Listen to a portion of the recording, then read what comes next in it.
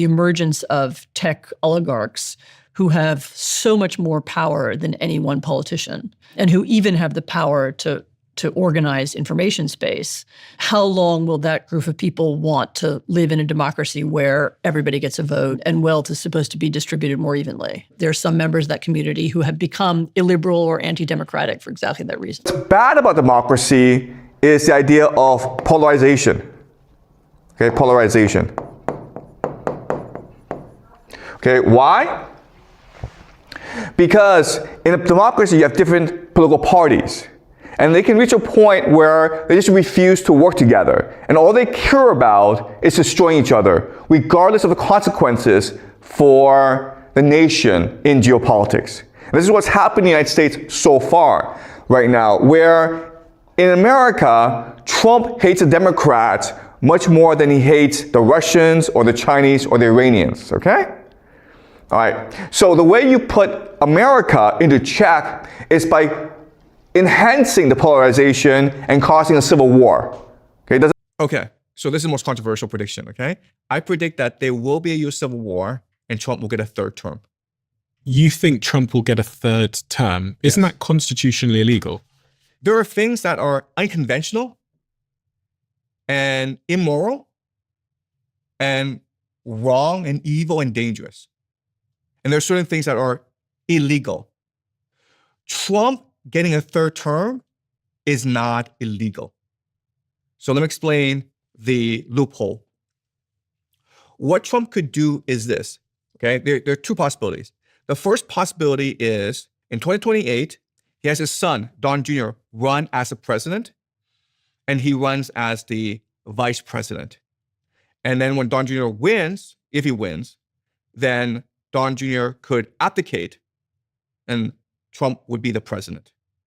And in the Constitution, if you read the Constitution very carefully, Mark Zuckerberg has stolen the last 10 years of your mother's life before she got dementia and Alzheimer's. Mark Zuckerberg has stolen that. The last 10 years of grandma's life, where's grandma? She's on Facebook. She's drunk and she's fighting with someone she's never met. And that's how people get old now. They get old on the internet and they spend their golden years, the last years on this planet, where they still have moving legs and they can still walk.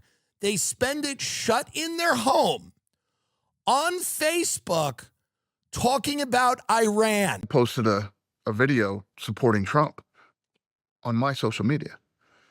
And they called and they said, you need to take that down. And I said, are you out of your fucking mind? Who the fuck are you to call me and tell me who to vote for? It's not coming down, and don't ever fucking call me and tell me who to vote for again.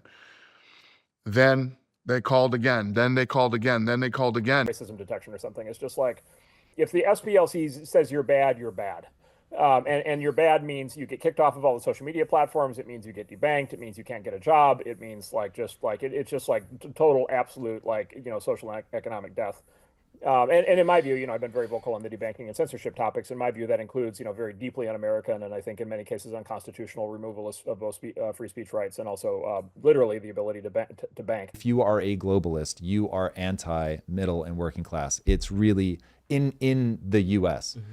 Full stop, end of story. Like, you might be doing great things for the working class in China, but you are absolutely not doing great things for the working class in the US.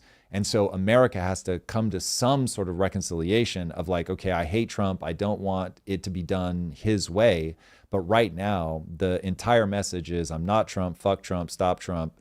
It isn't help the working class, because I think what they're going to see is, oh yeah, shit, like the things he's doing, even though I hate them, mm-hmm. he is trying to address the real problem at the level of the physics of the situation. And that's where it gets maddening.